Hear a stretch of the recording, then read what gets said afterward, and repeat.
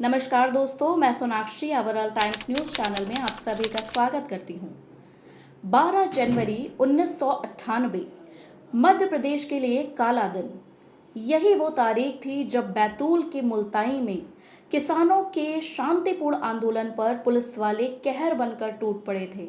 Police की अंधाधुंध firing में 24 किसानों की जान चली गई थी।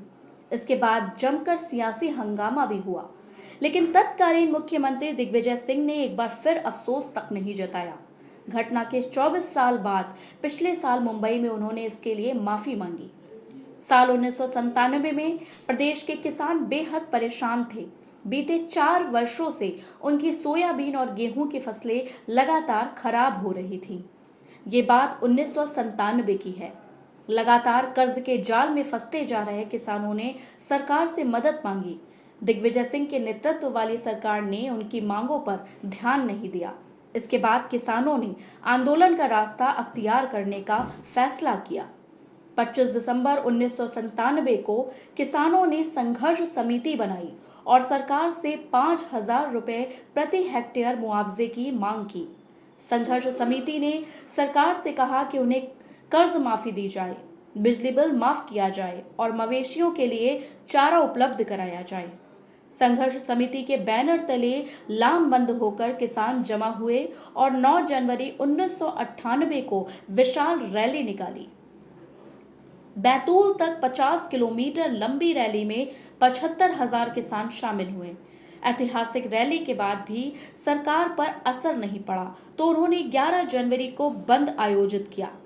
बंद को भी ऐतिहासिक सफलता मिली। तब जाकर सरकार को लगा कि आंदोलन को दबाने के लिए अब कुछ करना होगा। अगले दिन यानी 12 जनवरी को सरकार पूरी तरह एक्शन में आ गई।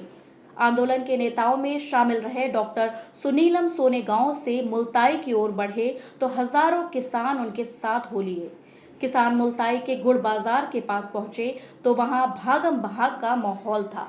महिलाएं और पुरुष यहाँ वहां भाग रहे थे। उनमें से कई खून से लथपथ थे। उन्हीं लोगों ने सुनीलम को बताया कि तहसील पर पुलिस की फायरिंग शुरू हो गई है। उस दिन तत्कालीन बसपा सुप्रीमो काशीराम भी मुल्ताई आए थे, लेकिन वे अपनी सभा जल्दी खत्म कर लौट गए थे। पुलिस को आंदोलन के बारे में सारी जानकारी पहले से दे दी गई थी। यह तय था कि काशीराम की सभा के बाद किसान तहसील कार्यालय में तालाबंदी करेंगे, लेकिन पुलिस का एक्शन इससे पहले ही शुरू हो गया। तहसील पर पुलिस वाले अंधाधुंध फायरिंग कर रहे थे। इतना ही नहीं, वे किसानों पर पत्थर भी फेंक रहे थे। माहौल देखकर लग रहा था कि पुलिस प्रशासन ने पूरी तैयारी के साथ आंदोलन पर हमला बोला था। सुनीलम और आंदोलन के दूसरे नेता पुलिस से फायरिंग रोकने की गुहार लगा रहे थे, लेकिन इसका कोई असर नहीं हो रहा था।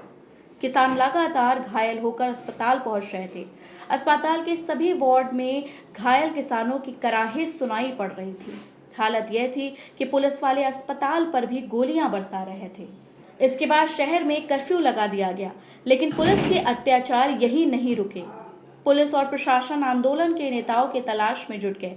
सुनीलम किसानों के साथ अस्पताल में थे। रात होने पर कलेक्टर और एसपी अस्पताल आए और सुनीलम को मुल्ताई की जेल लेकर गए। वहां उनकी बेरहमी से पिटाई की गई। अगले दिन उन्हें बेहोशी की हालत में पारेगांव रोड पर बंदूक के साथ झाड़ियों में फेंक दिया गया।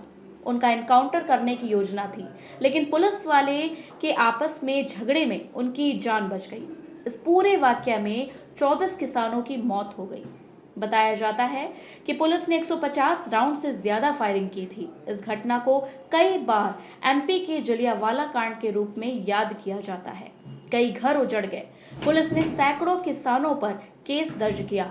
सुनीलम के खिलाफ सरकार ने 60 से ज्यादा मुकदमे दर्ज किए। उन्हें हथकड़ी से बांधकर कोर्ट में पेश किया गया। जज ने सबसे पहले उनकी हथकड़ियां खुलवाई। 4 महीने जेल में रहने के बाद उन्हें जमानत मिली थी। धन्यवाद। वीडियो पसंद आई हो तो लाइक और चैनल को सब्सक्राइब करें, साथ ही बेल आइकन दबाएं ताकि आपको हमारे सभी नए वीडियो का नोटिफिकेशन मिलता रहे।